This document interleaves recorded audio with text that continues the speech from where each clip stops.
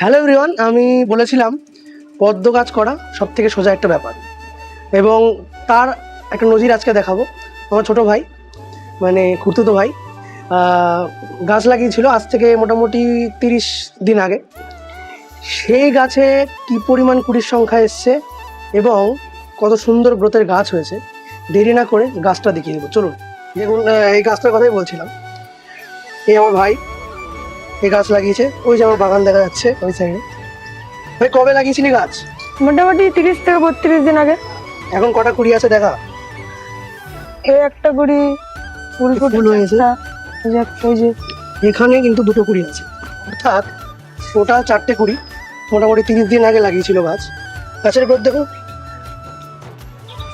গোবর সার, vermi compost আর হচ্ছে normal মাটিতে তৈরি করা গাছ, অবশ্যই পুরনো মাটি।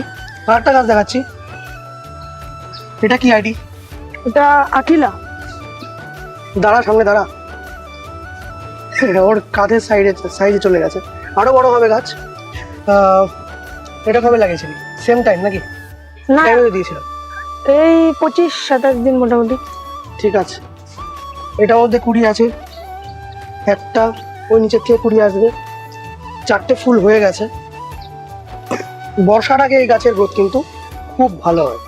D9, এই গাছটার কথাই বলছিলাম। এখন ফুলটা ছোট, D9 ফুলের সাইজ উফ, সত্যি মাথা খারাপ করা। খুব বড় ফুল হয়, গদার মতো আকৃতি। তো এখানে আখিলা D9, এটা বোধহয় ইন্দু লেখা বসিয়েছে।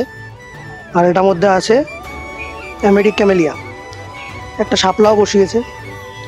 তো ও শুরু করছে ধীরে ধীরে, আপনারাও শুরু করুন। এই জন্যই বললাম যে পদ্ম গাছ করা সোজা, সবাই করতে পারে, আপনিও পারবেন। দেরি না করে আজ থেকেই শুরু করুন পদ্ম গাছ করা। বাড়িতে তৈরি করুন পদ্ম বাগান, মাছও রাখতে পারেন, রঙিন মাছ, আরও সুন্দর লাগবে।